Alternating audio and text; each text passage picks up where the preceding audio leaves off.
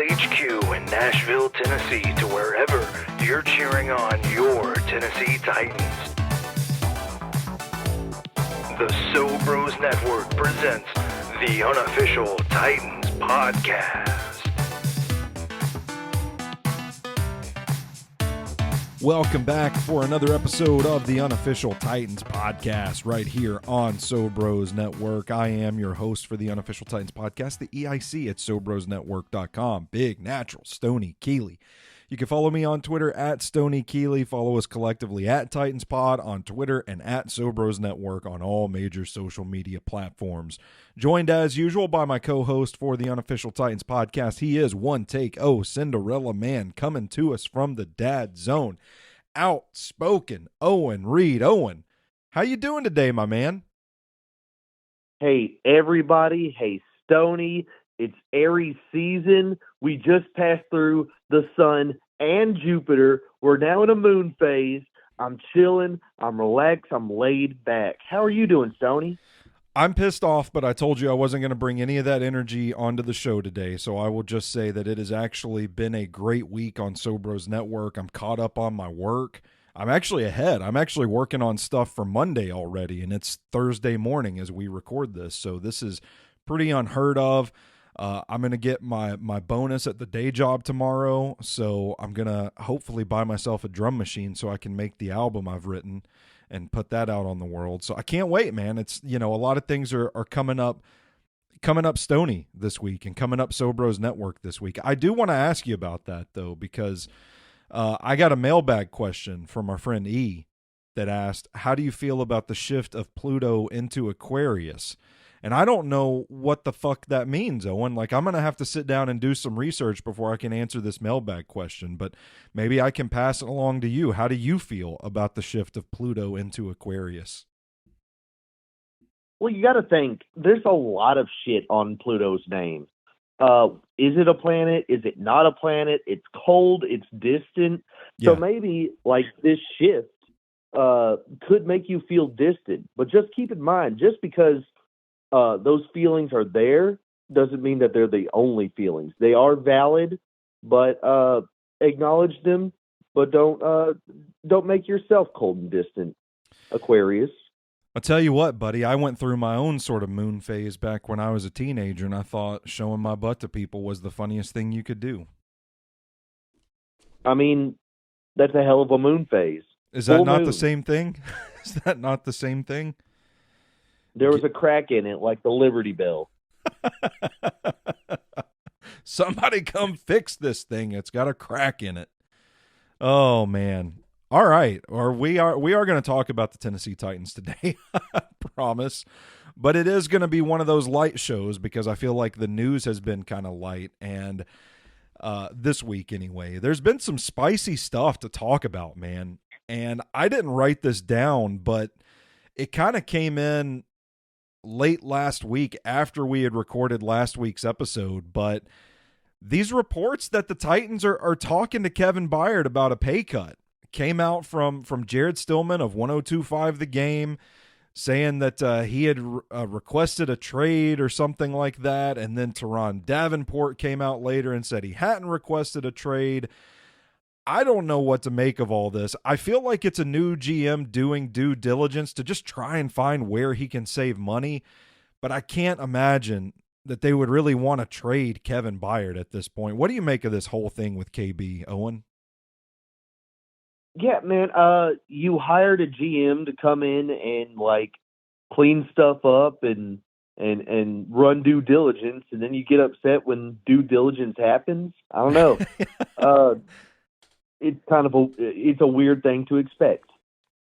Yeah, I'm kind of with it, man. I don't know. I'm eager to see how this situation plays out, but I would be hard pressed to find a suitable situation in the NFL for somebody that's going to pay as much for Kevin Byard as he's due to make, but also from a football standpoint, if you want to be competitive in 2023, you can't be releasing, trading away, and getting rid of all your best players. And I mean, he's a pretty important guy to the defense. So I think ultimately we just kind of land on much ado about nothing. But I mean, who knows? It is silly season. Anything can happen. I just saw that.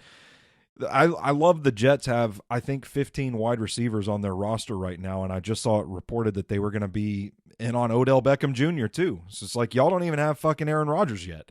And y'all are signing Alan Lazard and Mecole Hardman, and you're trading Elijah Moore, and you're in on Odell Beckham Jr., doing all this work, and you don't even have the quarterback. It's silly season, baby.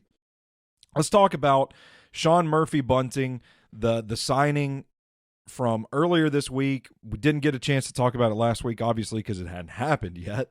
That's one thing that'll do it, make it hard to talk about. But another free agent signing, Owen, to me, that kind of feels like they keep going with these cheap, high upside prospects. I mean, I know Sean Murphy-Bunting has some injury history, and it wasn't always smooth sailing with Tampa Bay. He got red hot during that Super Bowl run. He's kind of a streaky guy when it comes to just getting interceptions. He's a ball hawking type, but he's a versatile player. It's something we've talked about, that can line up inside. He can line up outside. He can play zone. He can play press. I mean, he looks like what Mike Vrabel and Rand Carthon are saying they want in a player, and they get him on a 1-year, $5 million deal that feels like a genuine prove-it kind of deal where, hey, if this thing works out, we can talk about a long-term contract in the future, but the risk is not all that great right now. What do you think of this signing? Yeah, I mean, I have a hard time kind of trying to figure out how I want to phrase what we're doing right now. And I don't want to call it stop the bleeding because it has a negative connotation to it. Mm-hmm. But it does kind of feel like that. Like, you're addressing the problems, maybe not in the flashiest of ways, but in ways that, what you want out of a GM. I mean, it seems like a sound structure. I keep using this like concrete example, but it sucks. And I think it's dumb, but it's all I can think of. Like, to make concrete, you got to have the gravel, but then you've also got to have the cement, the paste. And it's like in free agency, you've got the gravel, you've got the people that are going to, form the foundation, but it's the draft where you get that cement paste that bonds with the gravel and it makes concrete. And now you've got a hard-ass product that people can walk on or maybe even drive a fucking car on. See, it just lands flat. I can't get that analogy down. But like you're pouring the paste in to fill in around the gravel and make this complete product. No. Okay, we'll move on. We'll just move on. I get what you're saying. I'll keep workshopping that one, and we'll figure it out. But no, I mean, to your point, like there is an element of got to stop the bleeding, and I think it's multifaceted. I actually like the way you phrase that. I think it does feel like stopping the bleeding because, for one, this franchise has to stop kicking the can down the road when it comes to extensions and pushing those costs, backloading these contracts, because we keep ending up in situations like Kevin Byard and Ryan Tannehill. And what's Derrick Henry do this year? Like 16 mil or something like that. Point being, like, you can't keep kicking that can down the road to free up space today. So use what you have today to find players that fit your profile. And they're able to do that, and they're doing it on shorter deals, cheaper deals, where the cost is not going to bite them in the ass in years to come. But at the same time, they also have holes to fill. Like, from a personnel standpoint, I mean, you gotta have a fucking linebacker if you're not gonna re-sign David Long Jr. You got to have somebody to fill that role, and they did so with Azeez Al-Shaair. So I think, you know what, stopping the bleeding, I think it works because you could bleed out or you could stop the bleeding and maybe still be competitive in 2023. Yeah, just bleeding's not the worst thing. Bleeding means you're still alive. You got blood. Yeah, I like it. Yeah, there we go.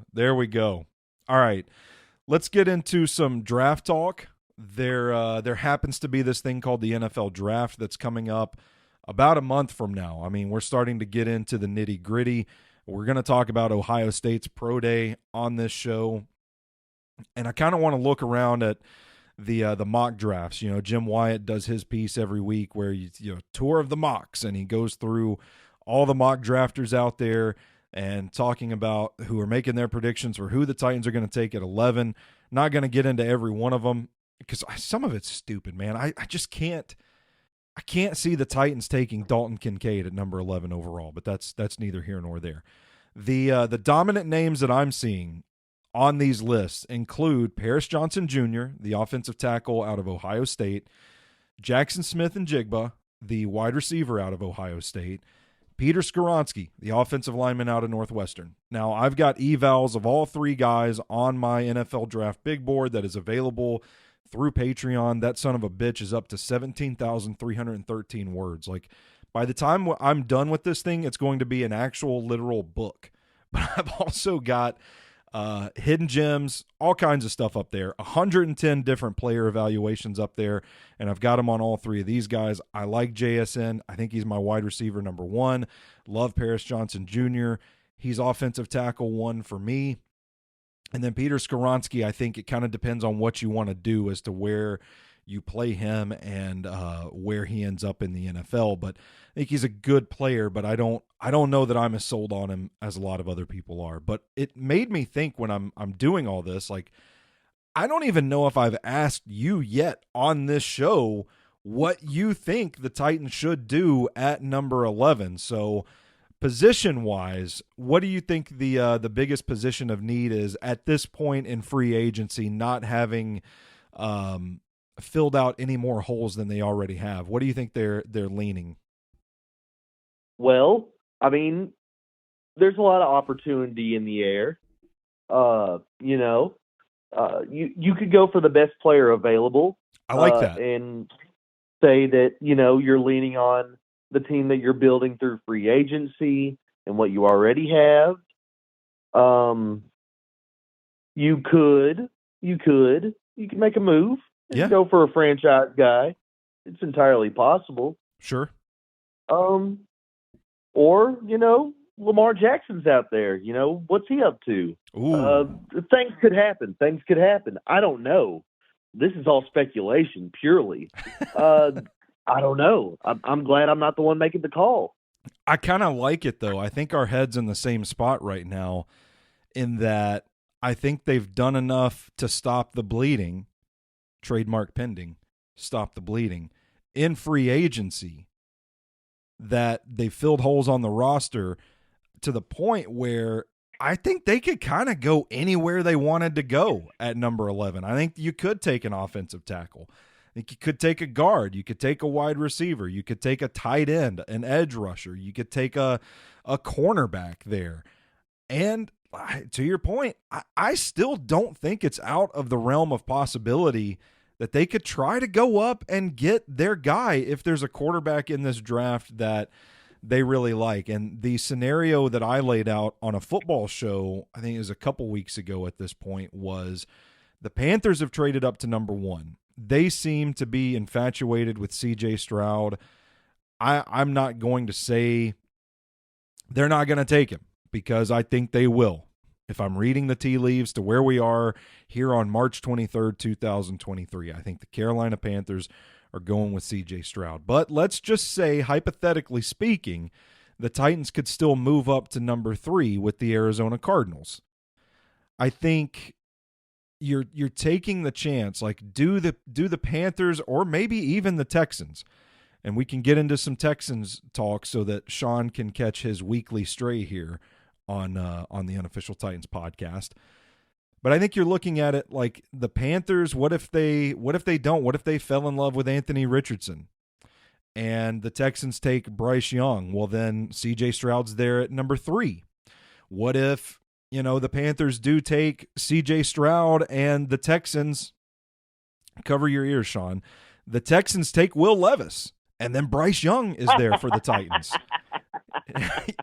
I mean, there's the potential that one of these quarterbacks could fall to number 3. Now, the contingency being, if C.J. Stroud and Bryce Young are the first 2 picks, which I expect they will be, if they are the first 2 picks, then at number 3, you have to be either in love with Anthony Richardson or Will Levis.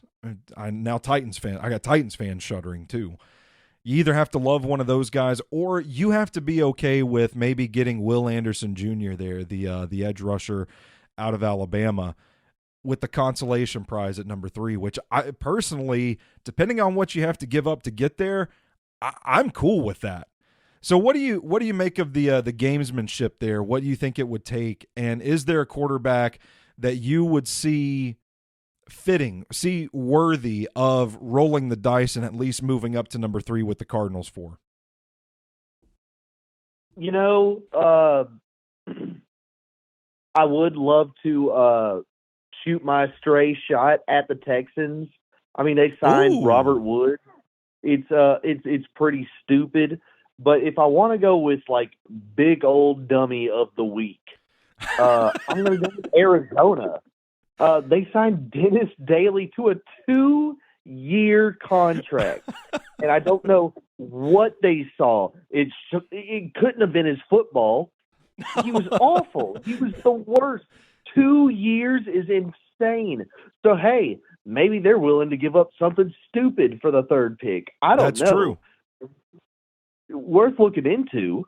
Yeah, I'm with you there, man. I think it was hilarious that they used when they promoted it, they put it up on social media. They're like, "Hey, let's put these pictures of Dennis Daley in a Panthers uniform up here." Like, they don't want people to even know that his season with the Titans existed. They're like, "Y'all don't go former Carolina Panther here. Do not, for any reason, go watch his 2022 tape with the Titans, or else you'll be yelling at us and people will be canceling their season tickets." The only explanation that I have, Owen, is that Monty Ossenfort and, their new head coach, the guy that was with the Eagles for a while that did the weird soup fireworks thing, that guy. Batista?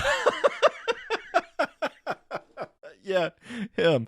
The only thing I can think of is that they are trying to get Kyler Murray hurt so that he doesn't have to be their quarterback anymore. That's all. That's the only thing I can think of. They're like, listen, we can't publicly slam this kid, even though he sucks, and it sounds like he's kind of a shitty person to be around. That's hateful. I shouldn't say that. I don't know Kyler Murray. I'm just reading the tea leaves from, his own players are telling him he's got some growing up to do before he can be a leader on the team. I mean, fuck's sake, that's pretty rough in the public like that. So, maybe they're like, hey, we can't crush this kid. We don't, we want to have some integrity about this. Let's get him hurt instead of just cutting him. Like, well, there you go. All right. That's the move. If you're trying to get Kyler Murray hit, you sign Dennis Daley to a 2-year contract. And maybe Kyler Murray just quits football after having to play behind him for a couple of years. So you're onto something there, man. We might be able to trade up. We might be able to trade up with them just for the 11th pick. We just call Monty Ossenfort and we're like, hey, we'll switch from 11 to 3. And his response might just be like, you mean to tell me we're going to get the 11th pick in the draft? Deal. You got it, buddy. And then 11's our lucky number. Way to go. And then they're after the fact, they're like, oh, shit. Didn't realize we'd have to give up our pick, too. Didn't know how this works. I love how we're just acting like the Cardinals are just completely incompetent this week, but just following the evidence, Hey, when my source material changes, I'll change my response. All right. Let's talk about Ohio State's Pro Day, because a pretty firm, heavy Titans presence at this thing. I don't know if you saw this week, but Rand Carthon was there, Mike Vrabel was there, assistant general manager Chad Brinker was there, and offensive coordinator Tim Kelly was there. Now, everybody was talking about Jackson Smith and Jigba running the 40 and C.J. Stroud throwing like crazy and all that stuff, but I kind of feel like they were there to watch the offensive linemen. And it might not necessarily have been about what to do at pick 11. I think Paris Johnson Jr. is very much in play. And if that guy ends up being the left tackle of the future for the Titans, I'm going to be stoked out of my gourd. I watch Paris Johnson Jr. and I see a little bit of Taylor Lewan in him. I mean, he looks like a Tennessee Titan to me. So I'd be stoked about that. But there's also DeJuan Jones. DeJuan Jones didn't test in pro day either, and he didn't do the combine either. I think he just like ran the drills. And at the Senior Bowl, I kept noticing him taking his helmet off after every play, like he was just completely gassed. So I think there's some concerns there for this massive, like 6'8", 400-pound right tackle. I'm kind of curious there. I feel like this kind of stuff that we're seeing out of him is going to rule him out for the Titans, but you never know. And then Luke Whippler, the center prospect, the Titans could be in the market for a center, even if they do re-sign Aaron Brewer. Zach Harrison, another name to keep an eye on, but the defensive end, I'm kind of thinking, judging by who went to the pro day, that they're looking at the offensive players with Tim Kelly being there. But I don't know. I could be wrong. And then I want to give credit where it's due. Tony Pauline of Draft Pro Football Network, I think, tweeted out, the Jets were running drills with Paris Johnson Jr. and Luke Whippler while Vrabel kept a close watch on the action. To me, it sounds an awful lot like they were there scouting the offensive linemen. Do you think that's a fair assumption based on what we know? Yeah, I mean, it's also it's Ohio State's pro day, and Mike Vrabel's an Ohio State guy. Maybe he just went to watch football. That's true, man. I mean, somebody interviewed him, and he kind of talked about that a little bit. Like, it's just kind of good to be back here. It's good to be around the program and to think about all the guys that have come out of this program, the players, the coaches. I mean, you can tell it obviously means a lot to him. I think the offensive linemen are something that they wanted to scout for sure, but I kind of feel like Jackson Smith and Jigba, the wide receiver, might be in play there as well. I think he's the best wide receiver in this class, and I think he would be a reach at number 11, but I also think, like we talked about before, Owen, it kind of feels like the Titans are just in a position where, they can take whichever player they want to, like whoever's going to help their team the most. And it doesn't matter if maybe he's like the 20th ranked player and they're picking at 11. Like, you don't always have to look at value. And now that they've added who they've added in free agency, you're certainly not tied to a particular position. So maybe you could kind of go out on a limb a little bit and take somebody like Jackson Smith and Jigba. I don't think I'm going to rule that out. I mean, I think there might be some legitimate interest there in him. And he said as much. I mean, he's looking for guys that can separate, that can do something with the ball after the catch, and JSN checks a lot of those boxes. So kind of exciting to see that presence there. Let's talk about oh, go ahead. Sorry, I didn't mean to cut you off. Yeah, for sure you didn't mean to cut me off, because I've got a great point. You could take JSN, whatever. That 40 times great. It's fantastic. Or you could take the better wide receiver, and you could just take Jalen Hyatt at that spot. Oh, buddy. I said what I said. I don't want to go down this rabbit hole with you, but I will say, for the sake of our listeners who don't subscribe to the Patreon and don't have access to my big board, is that Jalen Hyatt scares the shit out of me as a prospect, because the way the Vols ran that offense, really tight formations with the line, and then the receivers spread out in bunches, confusing the shit out of cornerbacks. They didn't know where they were going to go. And I felt like every snap, they just told Jalen Hyatt, like, you just lower your head and you just run down the field as fast as you fucking can. Now, say this, depending on his role with the Titans offense, that is an element to their passing game that they haven't had in a while. And somebody, we talked about Jim Wyatt's tour of the mocks earlier, somebody did mock Jalen Hyatt to the Titans at number 11. And I just, I'm not saying he's going to be a bad prospect. I'm just saying I'm kind of scared. That's all. I mean, doubt him if you want to. They doubted Alvin Kamara. He's been balling. I'm sad to see Josh Dobbs went to the Browns, which is unfortunate. But yeah. Deshaun Watson's absolutely awful, so he'll probably get some playing time. Doubt the balls if you want to, but they're out there balling. Okay. All right. Orange. Let's talk about an interesting quote from A to Z Sports. It's from David Long Jr. meeting with the Miami media now that he is a Dolphin. Said that Vrabel's comments about his soft tissue injuries, remember, we've talked a lot about that press conference on this show because, man, even at the time, we kind of felt like this is kind of uncharacteristic of Mike Vrabel to go into a press conference and name names. And he named David Long Jr. and he named Christian Fulton. And David Long Jr. is telling the Miami press that Vrabel's comments kind of caught him by surprise, saying it was unfortunate that it seemed to create a narrative about how he takes care of his body. I know that he's going to use it as motivation. He said it's just going to add to the chip on his shoulder. I get it. I mean, do you think that he has a legitimate gripe here? I mean, in hindsight, now that we've seen how this whole thing has played out, it does kind of seem out of character for Mike Vrabel to have done that.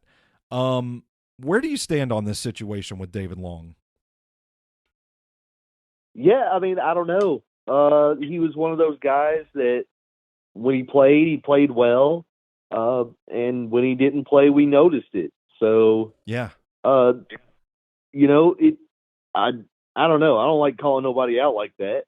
But Vrabel said he said. If it was it true or not, I don't know. That's hard to say. It's a tough, complicated situation. Yeah, I mean, if it really was a case where Mike Vrabel said it in the press conference before he had said it to David Long's face, that would surprise me. So there's something going on here, and that's what I'm not saying like, oh, there's a crack in the armor. Mike Vrabel lost it on a player, and he's always loyal to his players. What's going on here? But it does kind of seem like one of those things where, I mean, if you're a guy in the locker room seeing this happen, I don't know, maybe some doubt creeps in. Like, I don't know, maybe does this guy really have my back or not? I mean, again, this is just hypothetically speaking here. I'm not saying this is the case. I'm just saying the part of this story that really caught my attention was the fact that David Long Jr. says that comment caught him by surprise. So I don't know, man. I kind of feel like there were some feelings there. And I have a feeling that Mike Vrabel the Titans were kind of looking at this situation like you can't stay healthy, you can't get on the field. And maybe some frustrations just boiled over. I don't know. But that's pretty wild. And I think we can move right along here. The last thing I wanted to talk to you about today, Owen, is Lamar Jackson, because I'm not going to give away my buddy's content for free, but I'll say Zach Lyons wrote a pretty good column on stackingtheinbox.com about a way that the Titans could actually pull this off without, just sending themselves into franchise cap hell and all that. And I just want your general opinion of Lamar Jackson. If it were to happen, and there are now there's some smoke. There's some smoke brewing around Lamar Jackson to the Titans because he's been raised up to the second favorite behind the Ravens to be the team that Lamar Jackson plays for in 2023. So I ask you, if Lamar Jackson were to be a Tennessee Titan, what would you say to that? I mean, I don't know. He's a playmaker. Yeah. You can't deny him. It would feel good to take away something from the Ravens because fuck them. I like it. I'm not mad at it. I do too. And for me, it's the injury concern more than anything else. I mean, people say that he can't throw the ball, and it's just not true, because we've seen flashes of him throwing the ball well. And I mean, you have to think, like, this dude plays in that Greg Roman ass Ravens offense where, you know, I think they want 5 tight ends that they can throw the ball to, and maybe they'll pick a wide receiver in the 6th round. You know, they tried it with Hollywood Brown, and I think he was serviceable. He was good there.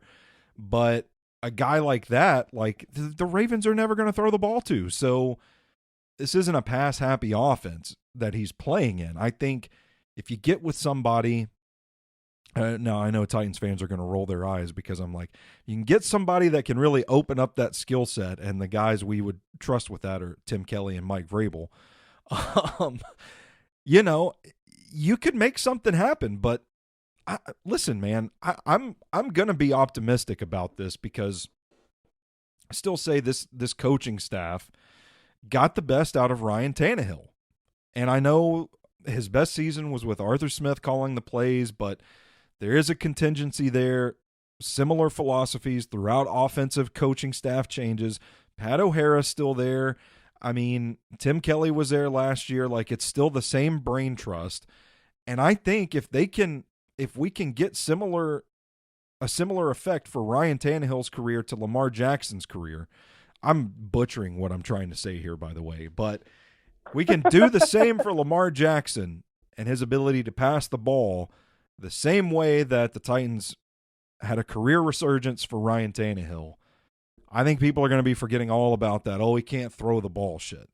He's a dynamic playmaker, to your point. He's a guy that just gets out there and makes plays. For me, it's, okay, well, can he stay healthy, and is his play style conducive to a long career in the NFL?